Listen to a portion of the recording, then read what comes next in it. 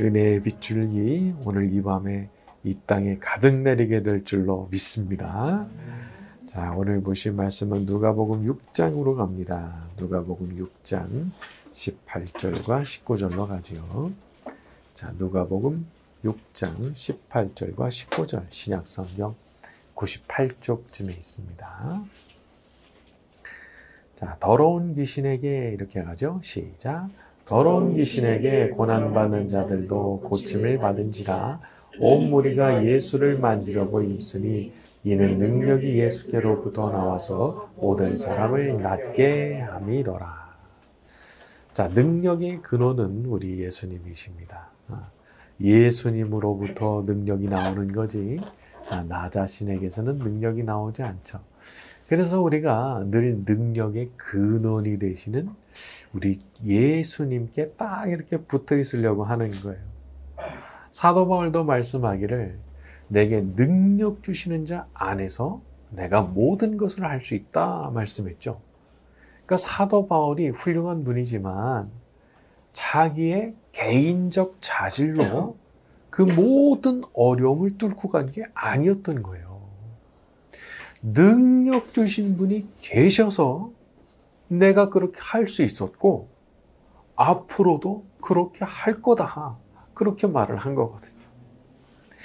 우리 자신에게는 능력이 없습니다. 하지만 우리 주님은 능력이 충만하신 분이십니다. 그러니까 우리가 온 마음을 다해서 예수님의 그 능력이 나타나시기를 간구해야 되는 거죠.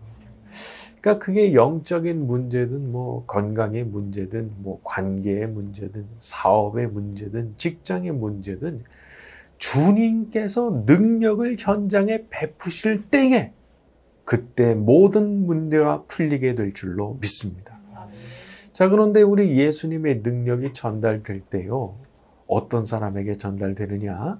믿음을 가진 사람, 믿음을 가진 사람에게 전달됩니다. 여기 나오진 않았지만은 12해 동안 혈루병 앓던 여자도 예수님의 옷가만 만져도 내가 나을 것이다 믿고 옷자락 만져서 병이 낫게 된 거잖아요. 그러니까 행동이 있고 액션이 있는데 어떤 행동, 어떤 액션이어야 되느냐 하면 믿음의 행동, 믿음의 액션이어야 되는 겁니다. 그러니까 이 믿음이 없다. 그러면 아예 통로가 막힌 거예요. 예수님의 그 능력이 흘러 들어와야 되는데 믿음이 없으니까 통로가 막힌 거거든요.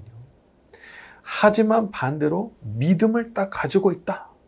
믿음이 충만하다. 그러면 그때부터는 통로가 또 활짝 열리게 되는 거죠. 여러분, 의심이 우리의 적입니다. 계속 믿질 못하고 의심하는 것이 우리의 적이에요. 그러니까 우리의 적이 어떻게 보면은 우리의 내면 속에 있죠. 그러니까 어쩌면 이런 결심을 해야 되는지도 모르겠어요. 안 믿어줘도 나는 믿는다. 안 믿어줘도 나는 믿겠다. 그런 마음까지 가져야 되는 거죠. 안 믿어진다. 이게 무슨 얘기냐 하면 자기 감정이 그렇다 이거예요. 자기가 심정적으로 안 믿어진다 이겁니다. 하지만 이 참된 믿음이라고 하는 것은 감정을 이길 수 있어야 되는 거더라고요. 안 믿어지는 그 감정, 안 믿어지는 그 심정을 이길 수 있어야 이게 성공적으로 믿음을 가진 거더라 말이죠. 모세도 하나님께서 너 애굽으로 가라 말씀하셨을 때 이게 심정적으로 얼마나 불편했겠어요. 그러니까 못 가겠다고 뭐 버틴 거잖아요. 하지만 결국 계속 하라고 하나님께서 말씀하시니까 그래 뭐 믿고 가자 했는지 모르지만 아무튼 진짜 믿고 갔는데 그리고 나서 거기에서 우리가 알고 있는 그 출애굽이라고 하는 대사건이 이제 벌어지게 된 거죠. 그러니까 모든 감정을 이기고 그냥 믿고 가는 거, 이게 너무 중요한 거더라고요. 모든 감정이 얼마나 내 발목을 붙잡는지 몰라요. 못 믿을 이유가 뭐 수도 없이 생각나는 거예요. 근데 그거에 굴복하면 믿음 없는 거예요. 그거 다 제껴버리고 나는 그냥 믿음으로 간다. 제가 보니까요, 이게 사람이 자기 감정에다가 너무 귀를 기울여 주잖아요. 그러면은 나 자신이 되게 버릇이 없어지더라고요. 하나님 앞에. 하나님 앞에 너무 버릇이 없어지더라고요. 내 감정이 자꾸 귀를 기울이니까. 아니, 하나님께서 하라고 그랬으면 하는 거지. 뭘 자꾸 내 감정에 귀를 기울여. 이러니까 아주 잘못된 선택을 하더라고요. 감정 따라 선택하면요, 그거 진짜 뒷감당하기 어려워집니다.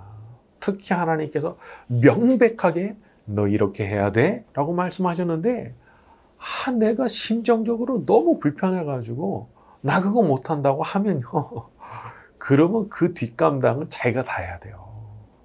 그러니까 여기 어떤 시험이 있는 거거든요. 그냥 믿음으로 행동할 때, 믿음으로 액션을 취할 때 우리 예수님의 그 능력이 우리의 삶 가운데 실제로 흘러들게 될 줄로 믿습니다. 자, 우리 20절부터 23절로 갑니다. 예수께서 시작. 예수께서 눈을 들어 제자들을 보시고 이르시되 너희 가난한 자는 복이 있나니 하나님의 나라가 너희 것이며 지금 줄인 자는 복이 있나니 너희가 배부름을 얻을 것이며 지금 우는 자는 복이 있나니 너희가 웃을 것이며 인자로 말미암아 사람들이 너희를 미워하고 욕하고 너희 이름을 악하다 하여 버릴 때에는 너희에게 복이 있도다. 그날에 기뻐하고 뛰놀라. 하늘에서 너희 상이 큼이라. 그들의 조상들이 선지자들에게 이와 같이 하였느니라. 자, 역사를 보게 되면 특별히 사람들이 예수님을 믿는 그리스도인들을 미워하는 때가 있습니다. 마치 파도가 치는 것처럼 그런 유행이 몰려올 때가 있고 또 그런 게 사라질 때가 있죠. 자, 그런데 특별히 이렇게 반대하고 욕하고 거스르는 사람들이 많아질 때 그때 오히려 기뻐하고 뛰놀라고 말씀하셨어요. 기뻐하고 뛰어놀아라. 야, 이거 참 표현이 그렇죠? 기뻐하는 거 뭐 오케이 그럴 수 있고 뛰어놀라는 거예요. 뛰어놀아라. 이유가 뭐냐? 23절에 하늘에서 너희 상이 큼이라. 하늘에서 이런 때 너희가 받을 상이 정말 크다 하시는 말씀인 거예요. 세속적 관점에서만 보면 이 땅에서 예수님의 이름 때문에 어려운 일 당하고 괴롭힘 당하고 모욕당하는 그런 일이 참 비참할 뿐이지만은 하늘의 관점에서 보잖아요. 그러면 이거는 수지 많은 일이라는 거예요. 너 오늘 수지 맞은 거야. 이런 때가 상이 몇 배로 커지는 날이라는 거예요. 오늘 하루 일당이 몇 배로 몇십 배로 뛰게 된다는 거예요. 그런 날. 주님의 이름을 위해서 어려움을 감수할 때, 주님의 이름을 위해서 아무도 가지 않으려고 하는 그 길을 가려고 할 때, 말하자면 하늘에서부터 축포가 이제 터지게 된다는 거죠. 여러분, 이게 우리 예수님께서 직접 주신 말씀이라는 거 기억해야 됩니다. 이건 뭐 정신 승리, 뭐 자기 위안, 자기 합리화 이런 거 아니에요. 예수님께서 명백하게 하늘에서 있을 일에 대해서 말씀하신 것이기 때문이죠. 그러니까 주님의 이름을 위해서 참았습니까? 주님의 이름을 위해서 포기했습니까? 주님의 이름을 위해서 용서했습니까? 더 많이 고통당하고 더 많은 괴로움을 감수했을수록 상이 더 큰 거예요. 더 많이 괴로울수록, 더 많은 시험을 통과했을수록, 더 큰 희생을 감수했을수록 더 큰 상이 우리를 기다리고 있는 거죠. 하나님은 우리의 삶에 대해 갚아주시는 분이십니다. 그냥 공짜로 일을 시키시질 않죠. 그걸 아주 잊지 않고 아주 다 기록하시고 행한 대로 갚아주시는 분이 우리 하나님이십니다. 그래서 우리가 어려움 가운데도 어쩌면 감사할 수 있는 거예요. 이번에도 기회를 주시니 감사합니다. 잘 참고 인내하고 이겨내서 큰 상 받게 하옵소서. 참 이런 기도가 얼마나 필요한지 몰라요. 자, 우리 24절부터 26절로 갑니다. 그러나 시작. 그러나 화 있을진저 너희 부요한 자여 너희는 너희의 위로를 이미 받았도다. 화 있을진저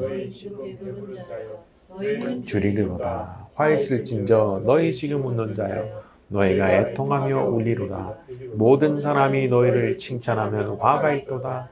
그들의 조상들이 거짓 선지자들에게 이와 같이 하였느니라. 자, 모든 사람에게는 칭찬에 대한 유혹이 있습니다. 칭찬. 야, 대단한 사람이다. 아, 훌륭한 사람이다. 아, 똑똑한 사람이다. 아, 이런 식의 칭찬을 듣고 싶어 하는 게 사람이죠. 하지만 예수님 말씀하시는데 26절에 모든 사람들이 너희를 칭찬한다면 오히려 화가 있을 거라는 거예요. 왜? 역사를 보면 세상은 늘 거짓 선지자들, 이 가짜들한테 더 크게 환호하고 박수를 보내왔다는 거예요. 그러니까 우리가 항상 생각해야 돼요. 나는 사람한테 칭찬받는 거 아니고 하나님께 칭찬받아야 되겠다. 나는 하나님께 칭찬받아야 되겠다. 그 생각을 하고 살아야 된단 말이죠. 그러니까 모든 사람들한테 다 칭찬받고 싶고 인정받고 싶다 그렇게 마음 먹으면 하나님께서 미워하시는 어떤 일을 하게 됩니다. 왜? 그 우상이거든요. 저 사람한테도 칭찬받고 싶고 요 사람한테도 칭찬받고 싶고 이 사람한테도 인정받고 싶은데 그 사람들이 다 원하는 게 뭘까 하다 보면 하나님께서 미워하시는 일, 그걸 딱 선택하는 경우가 있더란 말이죠. 특히 이런 것들은 뭐 정치를 하신다든지 아니면 어떤 영향력 있는 자리에 가게 되시는 분들한테는 아주 큰 유혹이 아닌가 싶어요. 뭐가 인기를 끌게 될까? 그 생각을 하니까 아주 하나님께서 미워하시는 그 일을 탁 선택을 하는 거예요. 여러분, 우리는 좁은 문, 좁은 길 가는 사람들입니다. 그러니까 사람들이 다 들어가려고 하는 그 넓은 문, 넓은 길로 가려고 하는 사람이 아니에요. 그래서 우리는 사람을 기쁘게 하겠다라는 생각보다는 나를 지켜보시는 내 하나님을 기쁘시게 해야 되겠다. 이거 일념으로 우리가 살아가는 사람들이거든요. 우리가 이 저녁에 교회 나와서 기도하는 것도 우리 하나님을 기쁘시게 하는 일인 줄로 믿습니다. 그러니까 하나님께서 기뻐하시는 일 하려고 우리가 이 자리에 나온 거예요.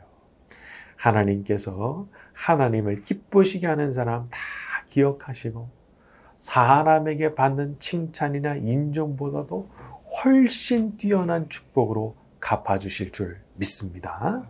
자, 우리 27절부터 31절로 갑니다. 그러나 시작. 그러나 너희 듣는 자에게 내가 이르노니 너희 원수를 사랑하며 너희를 미워하는 자를 선대하며 너희를 저주하는 자를 위하여 축복하며 너희를 모욕하는 자를 위하여 기도하라. 너의 입뺨을 치는 자에게 젖뺨도 돌려대며 내 겉옷을 빼앗는 자에게 속옷도 거절하지 말라. 내게 구하는 자에게 주며 내 것을 가져가는 자에게는 받고자 하는 대로 너희도 남을 대접하라. 이 말씀은 말하자면 완전히 반대로 살아가라 그런 뜻이죠. 이게 한 절 한 절 뜯어보면 얼마나 높은 말씀인지 모르겠어요. 너희를 미워하는 자를 선대하고 너희를 저주하는 자, 악담하는 자들에게 축복을 빌어주는 기도를 하고 너희를 모욕하는 자, 나한테 아주 수치심을 안겨준 그 사람을 위해서도 기도하라는 거예요.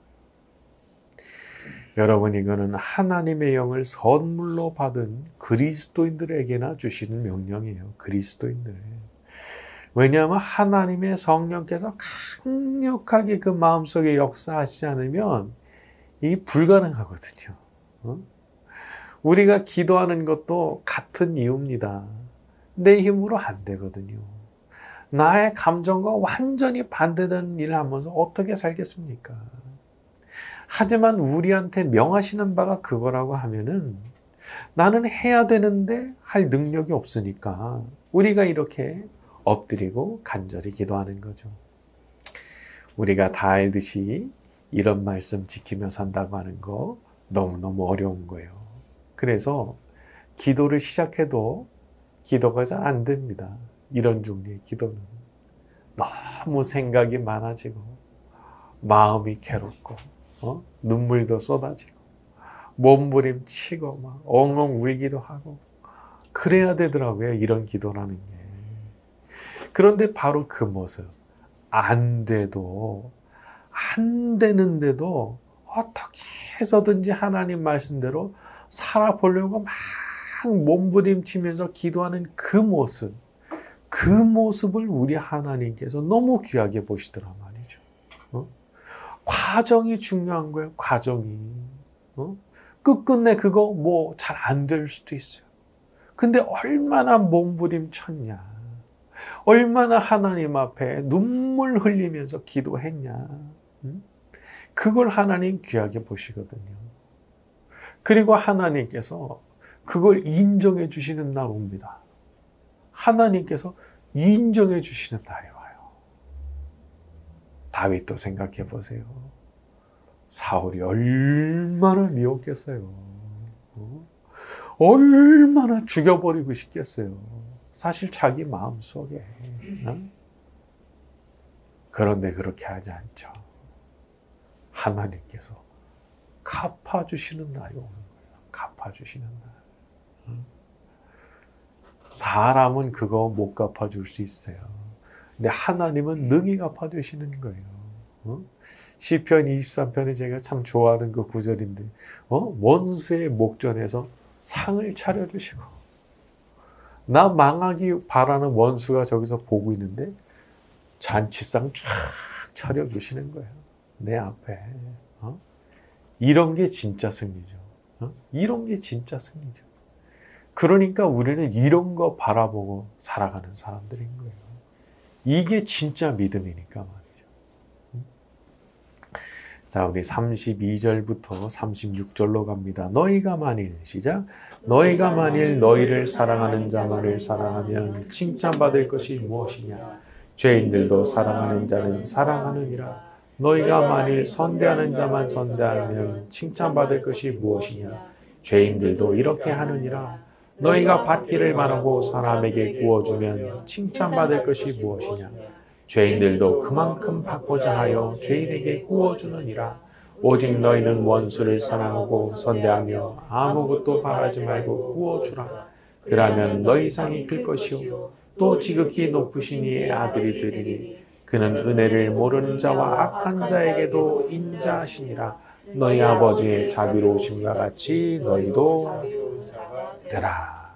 자, 우리는 나를 사랑하는 사람만 사랑하고 나에게 선대해 주는 사람만 선대하고 싶은 아주 그런 기쁜 마음이 있습니다. 본능이 있죠. 근데 예수님 말씀이 34절에 죄인들도 그렇게 한다? 그런 말씀하셨어요. 야, 그렇게 하는 거 죄인들도 그렇게 하는 거야. 그렇다면 너희가 더 나은 건 뭐야? 라고 물으신다는 거예요. 우리가 다른 사람보다 반드시 더 낫게 해야 되는 이유가 두 가지인데 첫째는 큰 상이 있다는 것이고 둘째는 너희 아버지가 그런 분이시기 때문이라는 거예요. 36절에 너희 아버지의 자비로우심 같이 너희도 자비로운 자가 되라. 그러니까 하나님과 정말 친밀한 사이가 되고 싶다면 아브라함처럼 나의 벗이라는 그런 말씀까지 듣고 싶다면 이 말씀을 따라야 되는 거예요. 꼭 하나님 아버지 같은 그 마음으로 살려고 해야 되는 거예요. 여기 보면은 은혜를 모르는 자와 악한 자에게도 인자하시다 말씀했죠. 세상을 살다 보면 은혜를 모르는 사람 많습니다. 악한 인간 널려 있어요. 그런데 우리 하나님 아버지는 그런 사람들한테도 자비로우시다는 거예요.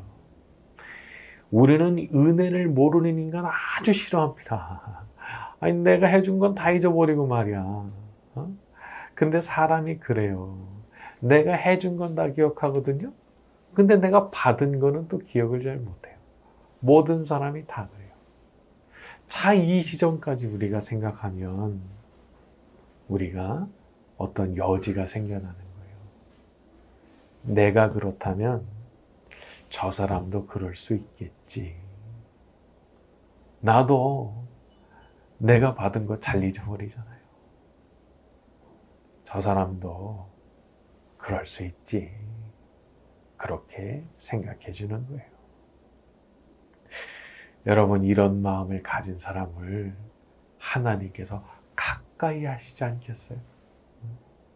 얼마나 보석 같은 사람인 거예요. 이게 정말 다른 차원에 있는 사람이거든요. 그러니까 이런 사람에게 더욱 가까이 와주실 수밖에 없고 더 예뻐해 주실 수밖에 없는 거죠. 그래서 참 아브라함처럼 하나님과 친밀한 사이가 되는 거라고 볼 수 있습니다. 오늘 이 시간 우리에게도 그렇게 우리 하나님 아버지와 친밀해지는 축복이 임하게 되기를 예수님의 이름으로 축원합니다. 우리 함께 기도해 주 앞에 나와 무릎 꿇고 긍휼 베푸시는 주 하늘을 향해 두 손 들고 하늘 문이 열리고 은혜의 비추기 이 땅 가득 내리도록 마침내 주 오셔서 의에 비추기 우리 위에 붙이도록 우리 함께 기도해 우리 함께 기도해 주 앞에 나와 무릎 꿇고 긍휼 베푸시는 주 하늘을 향해 두 손 들고 하늘 문이 열리고 은혜의 비추기 이 땅 가득 내리도록 마침내 주 오셔서 의에 비추기 우리 위에 오시도록 하늘 문이